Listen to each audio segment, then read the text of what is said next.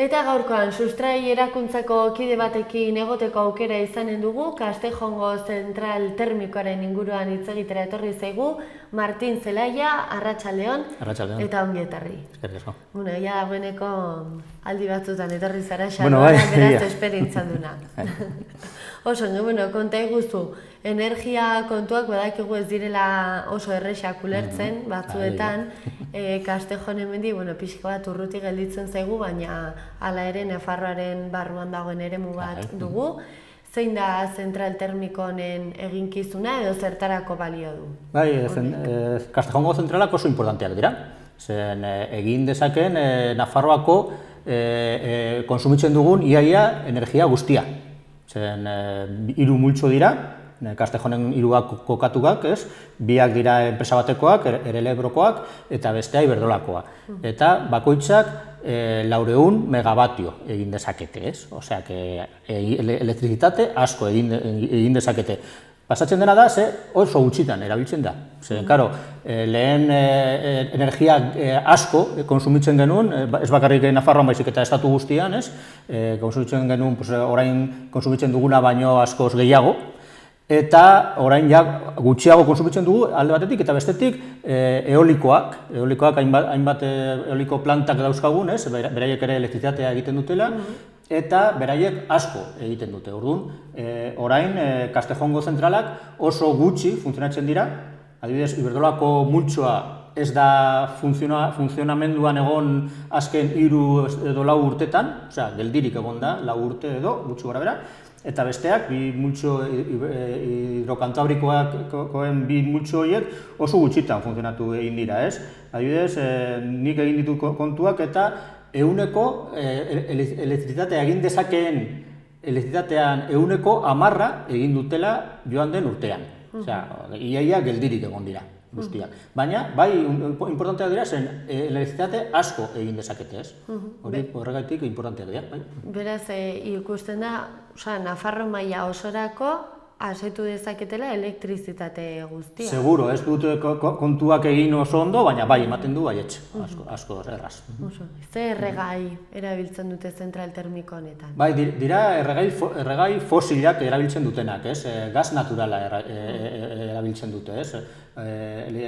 Gaza hori etortzen da batez ere Argeliatik Espainian sartzen da tuberia batetik, gasedukto batetik, eta Ebro ibaitik juten da Tutera eta gero Castejon aldera, eta gero Logroñora juten dela, olako odi handi batetik, eta horietatik etortzen da beste odi txikia, bai, Castejongo 3 zentral horiek hornitzeko, eta, gaz naturala. Beraz ez dute energia berriztagarririk erabiltzen, ez? Behin gaza bukatzen denean, agur bero. Oso, ze eragin sortzen du zentral termiko honek Castejon aldean eta inguruko lurretan? Bueno, bai, eragin asko egiten du, batez ere ozonoa. Eguraldi ona egiten duenean, beroa batez ere, orain bezala, gaur edo atzo bezala. Eta funtzionatzen ari direnean, atmosferako oxigenoa ozonoan konbertitzen da, horregaitik, bai beroa, bai zentral horiek emititzen duten CO2, karbono oxidoa, bioxidoa, Orduan, ozono hori oso kaltegarria da, bai osasunarendako eta bai beste... Gure planetarentzat, ez? Hori da, horregaitik, hobe dela ez egoteko funtzionamendua, baina, ze pasatzen da, oso gutxitan, lehen esan dudan bezala, oso gutxitan funtzionatzen dute, orduan, ez bakarrik zentralak ez bakarrik egiten dute ozonoa, baizik eta bai kotxeak, bai Tutera aldea da Nafarroan gehien kotxeak duena, mugitzen diren, bai kotxeak, bai kamioiak, bai, eta horiek ere egiten dutela ozonoa, eta baita ere berotasuna, eguraldi ona, adibidez. Ze iritzi duzuen Nafarroako energia planak honi buruz hitz egiten du ere, eta ze iritzi duzu zuek Nafarroako gobernuak uste duenaren inguruan? Bai, guk pentsatzen dugu, bai lehenengo planak eta bai oraingoa geizki egina daude, ez? Lehen egiten ziren planak, bai Castejongo zentral horiek jartzeko, edo jarri ahal izateko, ez? Eta zentralak egin ziren, lehen egin ziren bi zentral, bata hidrokantabrikoa eta bestea iberdrolakoa, eta geroago, 2008an egin zen hidrokantabrikoko beste multzoa, bi multzo dauzka. Eta horiek guztiak egon ziren lehenengo Nafarroako energia planetan, eta geroago ikusi dela ez ziren beharrak. Ez genuen behar zentral horiek eukitzea hemen Nafarroan zen. Energia berriztagarriak asko jarri ditugu, batez ere eolikoak, eta horrekin ja egiten dugu behar dugun iaia energia guztia, adibidez urtean 100 egunetan, ja hornitzen gara energia berriztagarrietatik, behar dugun elektrizitatea eolikoetatik etortzen da batez ere. Eta gainera, horietako asko ere, egun hauetan esportatzen dugu, zen soberan daukagu. Soberan dugulako. Orduan, karo, hori baldin badaukagu, zertarako egin hainbeste zentral termikoak denak Castejonen, 3 zentralak, eta guztiekin hornitu dezakegun ja Nafarroa osorako. Ezen beharra, eta horregatik pentsatzen dugu, oraingo plan energetikoan zer egin behar dela, hori aztertu. Hori aztertu eta ikusi eta zeo zer esan hori buruz eta esan adibidez, ezen beharra, ezen egin behar lehen, orain ja bai, eginak daude, bai, baina lehen ezen egin behar eta hori aztertu behar dela, eta hori ez da egiten, plan horretan. Eta are gehiago, oraingo horietako 3 zentraletatik bata guztiz ilegala dela. Orduan, zer egin dezakegun, zer egin behar dugun Nafarroan zentral horrekin, orain ezin dela funtzionamenduan jarri. Hori aztertu behar dela plan energetikoan eta orain ikusi dugun borradorean ez dela hori agertzen, ez dela ezer esaten hori buruz, hori guretzat salagarria dela.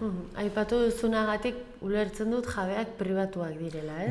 Bai, 3 zentral multzoak dira, bata da iberdrolakoa eta beste biak hidrokantabrikoa orain EDP multinazionalena dira. Sustrei erakuntzarentzat beraz, Castejongo zentral termiko hau ez da beharrezkoa Nafarroan. Ez da behar dugu, orain dugun eolikoekin nahiko dauzkagu eta are gehiago, oraingo plan energetikoa aurreikusten du gehiago, eoliko gehiago jarriko direla. Orduan, orain ja ez behar badugu, geroago ez dugula beharko, hori da, eta ikusi behar dugu hori. Egin dezaketen energiaren 100% besterik ez dute egiten, orain. Geroago, igual 0 egingo dutela. Horretarako, hobe kentzea, hobe botatzea. Eta suposatzen dut honek sortuko dituela sekulako gastuak.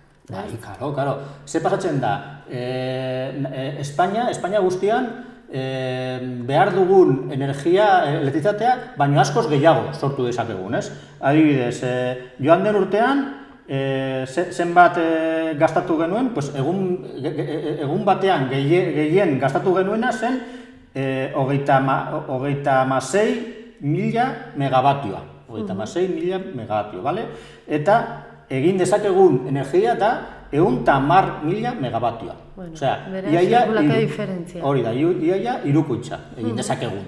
Orduan, horretarako ez dugu hainbeste zentralak behar. Zer pasatzen da, zentral horiek daude geldirik, baina funtzionatzeko prest.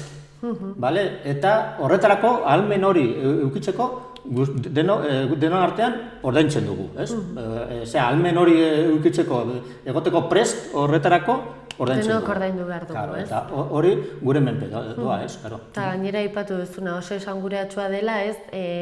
Datu hori 10% bakarrik sortzen dutela, energiaren 10%. Kentzen baldin badugu, askoz aurrezten dugu, Nafarrok, eta gainera, nola ez dugula behar, ez dugula ezer galduko. Hori da. Honen harira, aipatu diazu lehenago, Martin, elegite asko jarri dituzuela, ez? Eta gainera, zuen alde atera direla. Bai, hori da. Borroka hau hasi zen Ribera Más Centrales No plataformak, ez? Beraiek hasi ziren borrokarekin, eta lehendik ere hasi ziren elegitea jartzen judizialki, ez? Lehen Nafarroan, Nafarroko epaitegitan, eta gero Madrilgo epaitegitan. asko, elegite asko jarri zuten, eta horietatik 5 ja gure alde atera da, plataformaren alde eta sustraiaren alde. Eta guztietan esaten da, deklarazion de impacto ambiental guztiz ilegala zen. Orain funtzionatzen den paperekin ja ere ilegala dira. Orduan, 3 multzotatik bata, behintzat, guztiz ilegala dela, eta orduan, funtzionamendu kampus jarri behar dela. Eta hori, oraingo Nafar gobernuak egin behar duela. Besterik ez du... Eta zenolako alternatiba ikusten diozue honi, edo ze etorkizuna ikusten diozue? Bueno... Momentuz martxan daude, ez? Bai, jartzen dituztenean. Behintzat, martxarako prest daude, hori argi dago. Eta gu pentsatzen dugu, behintzat, 3 multzotatik bata itxi behar dela, ez? Guztiz itxi eta erabat desegin. Guk hori eskatuko dugu epaitegietan ere. Eskatu dugu ja. Jadanik ja eskatuta dago, hori asko kostatzen zaio. Hori da. Eta baita ere, eskatzen ari da gara ez, bai Nafar gobernuari, bai Espainiako gobernuari, zentral horiek kentzea, desegitea, eta jake ez dela behar, kentzea. Eta jarraituko dugu hori esaten, horregatik orain esan dugu bai energiaren planean, eta jarri dugu energiaren planari jarri diogu hori alegazio bat. Esaten, Castejongo zentralak hausnartu behar dela, plan horretan. Aipatu duzunagatik ixteko kasuan, itxiko balira behintzat, alternatiba asko egongo liratekela Nafarroan, adibidez errota eolikoekin, ez ginateke energiari gabe gelituko, ez, Nafarroan. Nafarroa behar dugun energiaren 10% egin zuten joan den urtean, orduan, ez dela behar. 10%ari sortu daiteke beste leku batzuetatik eta beste iturri batzuetatik. Oso ongi, Martin, nik uste oso argi gelditu zaigula, Castejongo zentral termikoaren etorkizuna, ez dakigu etorkizunarekin ze pasatuko den, baina gaur egun dagoen egoera behintzat bai. Oso ongi, mila esker eta ongi izan.